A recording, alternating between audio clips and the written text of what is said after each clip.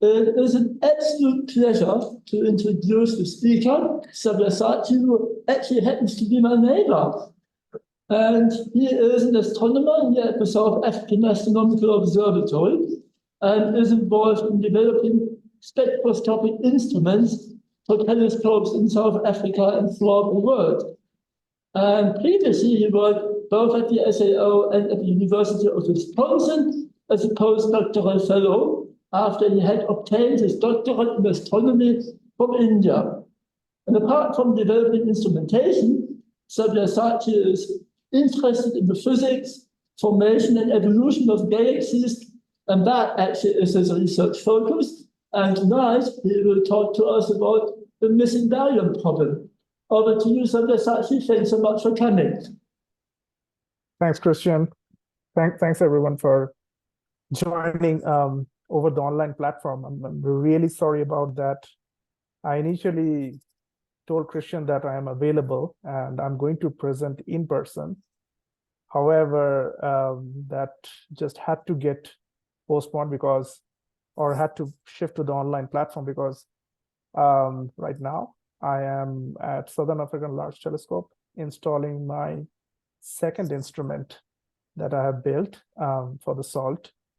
And yeah, we are I was kind of very busy in terms of installing the instrument and now kind of waiting for the astronomers here who are helping me to take the first light through or first skylight, not just any light, just first skylight through the instrument and see how it performs. So yeah, sorry again. And I hope that my presence or via Zoom at least can give you some idea of what I'm going to talk. So what I'm going to talk about is the missing baryon problem. Just any of you just let me know if the audio is pretty clear or there is some chance that I need to change the audio settings. The audio is fine, thank you. Thank you. Okay. So let's get down to the business. The missing baryon problem, when I come up with the topic and I was thinking what needs to be there in terms of description. And so I try to focus on three things. First off is when I say what is baryon? And the next obviously thing that comes from the title itself, why is it missing and how do we know it's missing? And then if baryons are missing really, then why is it a problem as such, especially for the astronomers? So I'll try to describe these three things, one after the other, another, as far as possible with historical context, as well as slightly deep into scientific understanding as well. First, before going any further, I'm very sorry, I'm not a very fluent speaker of English, so just pardon any mistakes. All right, so first of all, what are baryons? Well, baryon is a term which actually introduced by Abraham Pais, and it comes from the Greek word baris, which basically means heavy. However, not everything that is heavy or mass has baryons. There are other elements in our universe that are heavy, that have mass, but they are not baryons. I'll come to those as part of it, as part of my description. But before that, we should know a few things about baryons. Baryons are a form of matter that interacts with light. And so that's the key thing about baryons. It can absorb light, it can reflect light, it can emit light, and most importantly, it can interact with light via gravity, which means that it can bend the light path.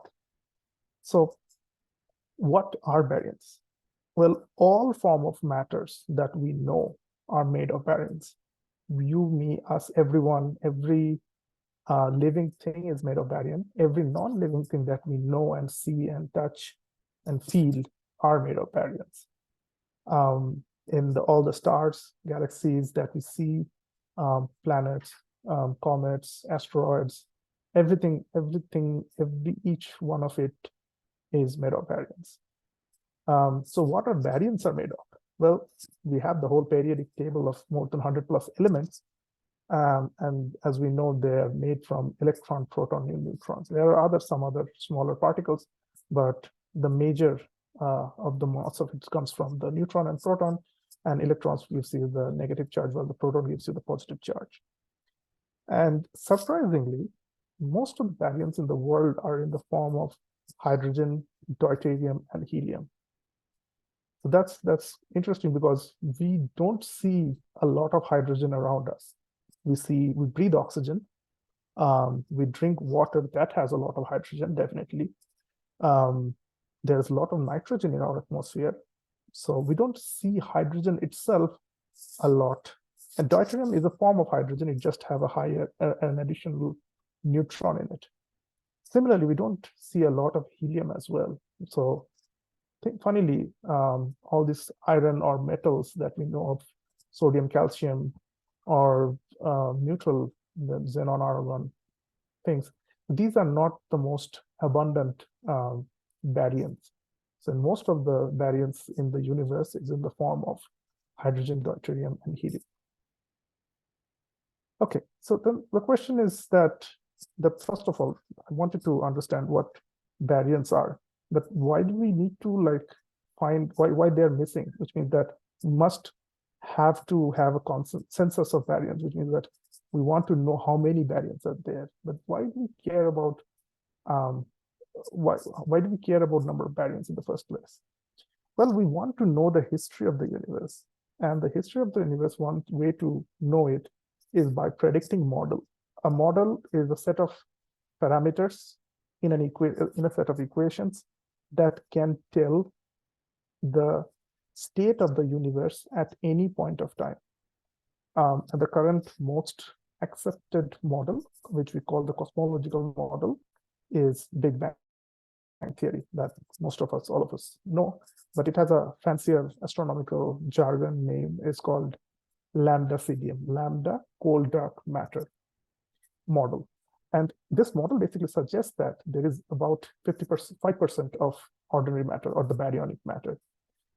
So we can twist this statement in the opposite. We can say that if we actually find 5% of ordinary matter in present the universe, then we could actually say that the lambda CDM model, or the Big Bang theory, is actually true, or it's a proof of the cosmological model. So the question is, if we can we estimate the number of baryons? And that's why the sense of baryons, or the counting of baryons, is important, is to validate a cosmological model. All right, so just a little digress to it. What is a cosmological model? So, as I said, cosmological model is, or any model as such, is set of a few parameters and a few equations. So without getting into those equations, the main three parameters of our cosmological model, the lambda CDM, lambda cold dark matter model, is three things. The first thing is the dark energy, lambda, and that we represented by lambda. It actually came from the Einstein equation, where Einstein added it, then took it out, saying that it can't be true, a mistake. But if you think about it in layman terms, dark energy is something that separates two objects which are not gravitationally bound, which means that it cannot separate you and me because we are bound to the Earth's gravity. However, if two galaxies, which are obviously far from each other, and they are not gravitationally bound, they are under the influence of dark energy, lambda. And what it does is that it tries to separate or create a gap between the two objects, depending on their distance. So the further they are, the rate of distance that actually increases with the distance. So we call this an accelerating universe.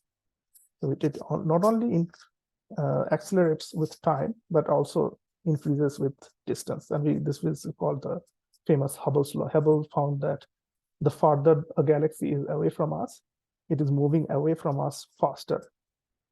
And we think according to the cosmological model, the dark energy is something that is creating this this separation.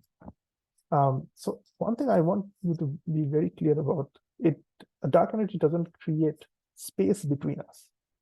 It extends the space between us, which means that it's, instead of, you can think about like a balloon. So you can, when the balloon doesn't have any air or any gas inside it, you can put two dots side by side, and let's say their distance is 1 millimeter. Now, when you inject air into the balloon, those two spots, which are separated by 1 millimeter, are not going to increase. Now, it's true that the balloon is increasing. However, the space between the 2 points didn't increase. It just, the space got stretched far. And that injection of energy, which in our case is gas inside a balloon, is the dark energy in our universe. Okay, I hope that kind of gives a basic idea of what dark energy is. That there is 26.4% of dark matter. Dark matter is something which does not interact with light. That's why it's called dark. And a basic way to understand dark matter is that when you spin something at a rate, the farther you go, the speed, linear speed, decreases. However, if the mass increases, or the way if you try to spin it faster, the velocity, or the linear velocity, can stay fixed. And that, we think, is a result of dark matter. So when we look at the velocity at a very different distance, radial distance, from the center of a galaxy of different stars, we do find that the actual velocity does not drop, even if you go far and far away. And the model here is that there's dark matter all around us, and that dark matter is actually not letting the velocity drop. So that's the second element of our cosmological model. And obviously the third, which is baryon, and our prediction from the cosmological model is that the baryons are about 5% in this three item or three element cosmological model. All right, let's get back to what we're talking about. So why do we need the sense of baryons? So why 4% baryon matter is necessary? Why not 7%? Why not 10%? Or why not 2%? So the idea is that with this ratio, we can describe the relative abundances of hydrogen, deuterium, and helium. So that's the important thing. Just to highlight again, hydrogen has a proton at its center, which is nucleus, and an electron orbits, one electron orbits it. A deuterium have a neutron and a proton at the center, and the one electron orbits it. Whereas helium, there are 2 neutrons and 2 protons and 2 electrons orbit it. Now, I would want to also digress a little bit and just point out the fact that although you're seeing, I put a red ball as proton and a smaller white ball as electron, in reality, an atom or the cyan circle is like a football field. If it is like a football field, then the proton is like a football. That's how small it is. And electrons are not particles, they are kind of cloud. So they stay in a cloud-like state, and whenever it interacts with a photon, it become a single point object, and that comes from the quantum mechanics theory. Anyway, just wanted to kind of highlight it that most of the elements are made of neutron, proton, and electron, and most of the space within an atom is empty. So we are almost 99%, or even more than 99% are empty. Just to think about it. Anyway, let's not digress it a bit. So what's this ratio that 5% baryonic matter tell us? Well, with the cosmological model. And it tells us that for every 1 million atom of hydrogen, there are 333,333, which means about a third helium atoms, and there will be 26 deuterium atoms. So how did we end up with these numbers? Well, you can think about when Big Bang happened, everything was compressed. There was very small gap or distance between the individual neutron and proton and electron and photons. They're all very close together. So when they try to hit and try to form neutron and proton, they couldn't form the deuterium atom. However, as things cool down, they start forming slightly stable deuterium atom. But the deuterium atom tries to initially take off unless two of the deuterium atoms bond together to form a helium atom. So this process kind of slowly builds up over time. And by about 20 minutes, the ratio of the hydrogen to deuterium to helium kind of gets fixed because the universe expands so much that they are not being kind of merging into one another, and that fixes the proton to helium or the hydrogen to helium 75% to 25% ratio, and also fixes the deuterium to hydrogen ratio.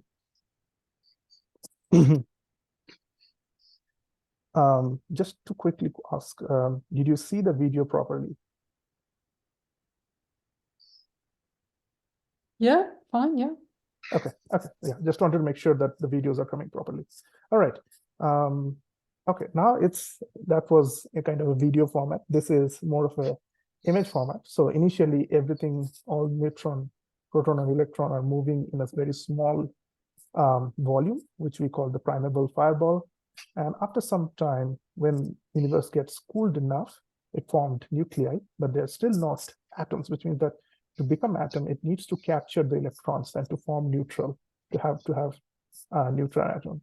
And even after a few hundreds of years, finally, the electron actually gets captured by the nuclei, and they form the neutral atom.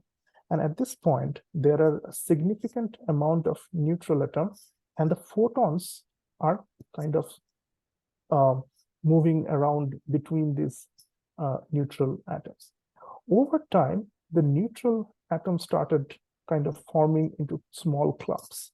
And at this point, the Thomson scattering become very important. What Thomson scattering is basically when a photon can come and it can hit an hydrogen atom, specifically the electron, because it still stays in a cloud-like formation, and then it can take that off that electron. So if the density of photon field at the very start of the universe, that is how it was very high, so which means that there are a lot of photons and they are very close by compared to the electrons, those photons can get scattered by the electrons. Basically, they can bombard into a free electron and then move in another direction, and then it finds another electron and it gets bombarded and it gets deflected to another direction. So when this Thomson scattering happens, what it basically does is it only goes through those areas where there are under density. So as I was saying, that neutral matter started forming clumps under the effect of gravity, and the electrons, for example, they are coming from the top, they get scattered through the high density or overdensed regions and goes through the underdense region. And we see this overdensity and underdensity in something we called the cosmic microwave background, you can see on the right. And the idea here is that the footprint of the overdense and underdense regions get imprinted at some time, which didn't change beyond that. And the photon gets escape that region and then comes to us.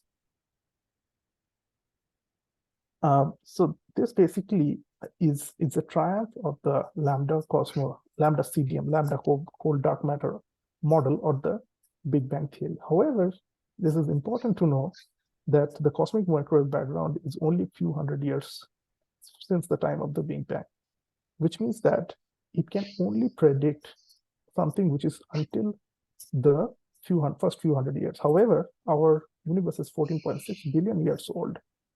So we can't confirmly say that it can predict the whole duration of the universe, or all the states of the universe that we see over time in the past. So that's why at some point in 1992, these two gentlemen, Massimo Persic and Paolo Saluzzi, they first tried to measure the number of baryons in the universe. They said, okay, we know that the cosmic microwave background, or the CMB, works, and it's a prediction which matches by the lambda CDM model. But let's see what the present day universe, it works or not.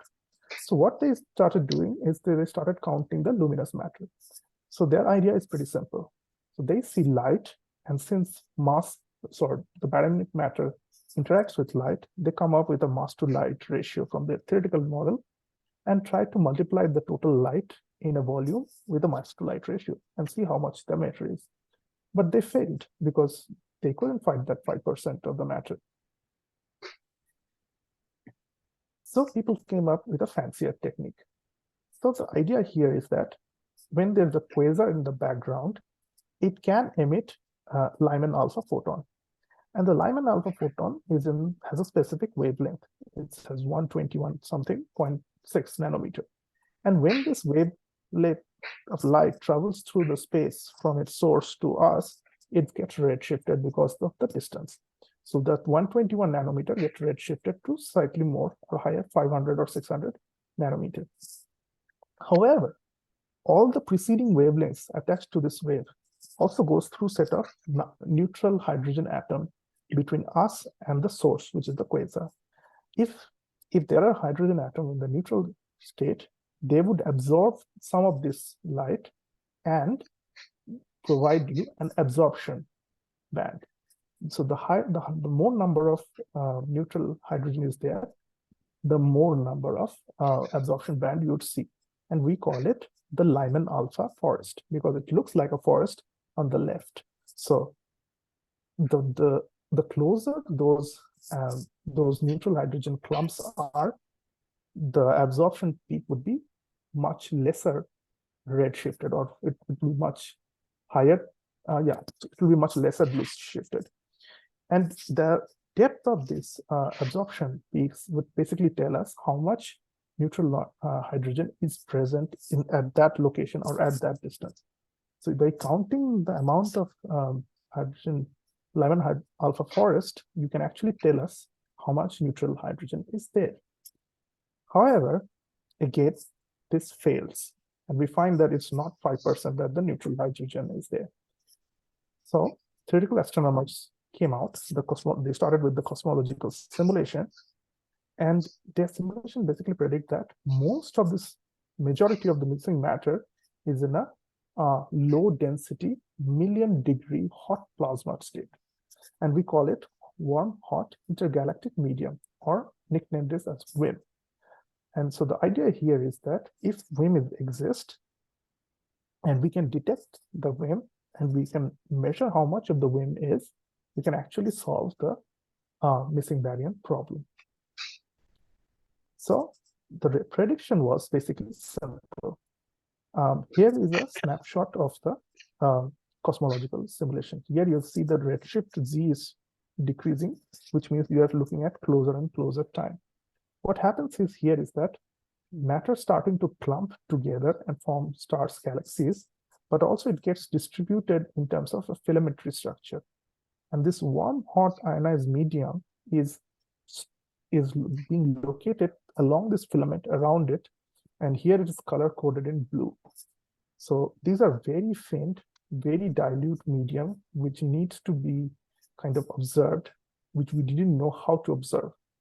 And the idea is that the prediction was that if we can actually observe or measure how much of the WIM is there, we can actually say that the lambda CDM model actually works or not. Finally came the discovery.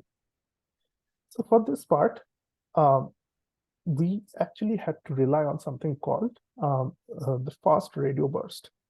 So we don't know what causes this radio burst. We still are searching for them, the reasons for they cause it.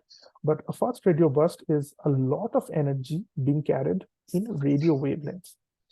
And then the idea is that when the radio waves passes through ionized matter, just not any matter, ionized matter, it slowed down. And this slowing down of these radio waves is a function of wavelength. A larger the wavelength, which means the redder the wavelength, the radio waves feels the matter more, and it gets resisted in velocity higher. It's just like, you can think like it as like a wind resistance. A bigger car would feel more wind resistance than a smaller car. So the longer the wavelength, which means the redder the wavelength, would feel the matter more, ionized matter more, and gets slowed down more compared to bluer or shorter wavelengths, which also has slight change in velocity, but it will not be as much as the redder velocity. Just the important thing is that this difference or the change in velocity is very small. However, the space between the source of this fast radio burst and us is huge, which means that there are a lot of warm, hot ionized medium through which it has to go through, the radio burst, fast radio burst has to go through before it can come to us. So here is a kind of a demo model. So when there's a fast radio burst happens, the energy gets transmitted in all directions, and part of the energy is coming towards us in different wavelengths. So for blue is the smaller wavelengths, while the red is the higher wavelengths. On its path, the individual wavelengths encounters a lot of warm, hot ionized medium, and the redder wavelength gets slower and slower, and it can be as slow as 1 second. And we know that the light travels 300,000 kilometers every second. So the red light can get slower up to 300,000 kilometers. And when it reaches, we have these giant radio antennas, just like meerkat, and it can be collected, and every wavelength can be time-stamped, right? So we can see how the wavelength versus delay looks like. In ideal cases, it looks like this. So here you would see that the higher on the top, there is 1.5 gigahertz, which is a higher frequency. Higher frequency means lower wavelengths, which means bluer wavelength arrived earlier at 0.2 second, whereas the lower frequency, 1.25 gigahertz, which means higher wavelength, which means redder wavelengths, came later at around 0.5 seconds. So if I go back to the initial video, I'd like to highlight the fact that when the light passes through multiple warm, hot ionized medium and it reaches us, the difference in wavelength or difference in time, which we called distance measure, it gets significantly increased. Okay. And the funny bit is that this thing comes in audio wavelength. So you can actually hear them like this kind of sound. So here is, as I show, I'll try to replay it, that it starts slightly early on the higher wavelengths, and then that creates that slow down or kind of plateau down of higher and higher wavelengths at a later and later time. I hope that you get to listen to it. It's really nice, and kind of listening to the universe as such. All right, so because of this difference between the red and blue light, what we can measure is something called DM, which is also known as dispersion measure. And dispersion measure basically tells you how much baryonic matter needs to be there at a specific redshift, or redshift is a proxy for distance. So at how much distance, how much dispersion measure or how much baryonic matter should be there. And we see that the number of FRB, or the fast radio bursts that we have observed, with higher redshift, we get more and more dispersion measure, or more and more warm-hot intergalactic medium. And this basically confirms that the lambda Phadia model works perfectly even for our current day or present day universe. And that basically a success that we can say that, yes, we know how the universe in our case has evolved. All right. So do we know everything about baryons? Have we seen all the baryons? The answer is no. We haven't measured all the baryons, but what we have done, we have done measurement of baryon density in a very small volume along the line of sight, and a specific line of sight. And we also have not seen how the baryons are distributed. We only have seen a small fraction of it, and we think that more and more FRBs needs to be observed along, which should span the entire sky, so that we can actually see how the baryons are distributed. And that observation of several fast radio bursts would tell us whether the simulation is true, and telling us that there are filaments of warm hot ionized medium that is distributed in cosmic wave. Thank you. And I would be happy to take questions. Thank you so much, Sabyasachi, for the interesting presentation. Yes, I have a question.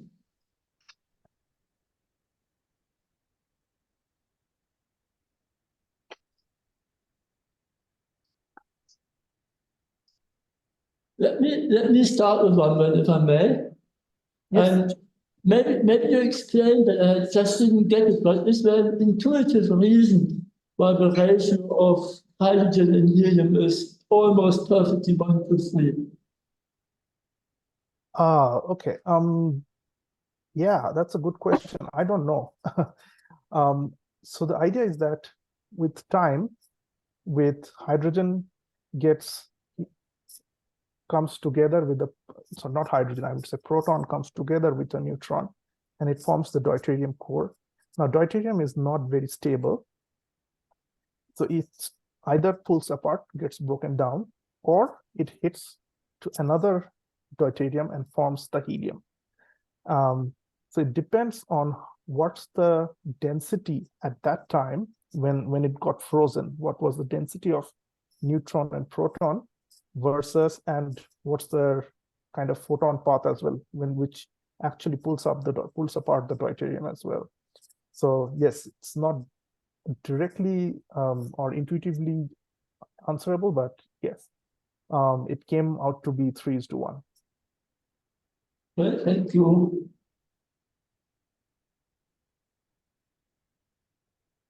Yes, Richard. Yeah, you said that electrons form a cloud around the atom nucleus. So what is the difference in reality between an atom that has one electron and an atom that has two electrons? Right. So the idea here is that if the atom forms a cloud, every state can have a specific number of electrons. For example, the S has 2 electrons, P can have 6, and so on and so forth. At a specific, so this S or P or this energy levels, we call it the energy levels of the electrons. And every electron has a specific energy level. At that energy level, the electron orbits the nucleus. And those energy levels, because they're slightly different, different at a distance from the center of the nucleus, which basically tells you that they are slightly distanced from the nucleus, but they still behave like a cloud instead of a point. I don't know if that answers the question. Yeah, I think so. So you can tell how many electrons an atom has by measuring the energy levels of the cloud. Yes, every electron would have its own energy, even though there is really slightly, and especially energy level to energy level, the change is a lot higher compared to within the same level. The electrons can be upspin or downspin, and that also has a slight difference in energy.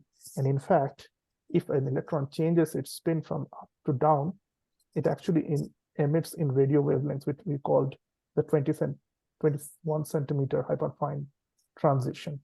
So it's all about how much energy a specific electron has. Okay, so how do you actually measure the energy levels of any particular electron cloud for any particular element? Right. Right. So the way we do it is that we have the basic state, how far the electrons are going to be. And then each of these layers would have a different amount of energy to be stable around the nucleus. And to form a stable electron cloud, you need to have a specific energy that depends on the nucleus as well as how much charge is carrying and how many electron layers are there as well. So all of these combined to form, you can compute the total energy in each electron specifically. Okay, thanks. So you have a question? Yeah. So now, forgive me, I think I kind of missed something that I didn't quite understand right at the start, probably because I was busy putting a very baryonic cake in the oven. So the missing baryons, why should there be more than 4.9% of baryonic matter in the universe? There shouldn't be. The There idea is shouldn't that be. there has to be 5%, exactly 5%, about 4.9% baryonic matter.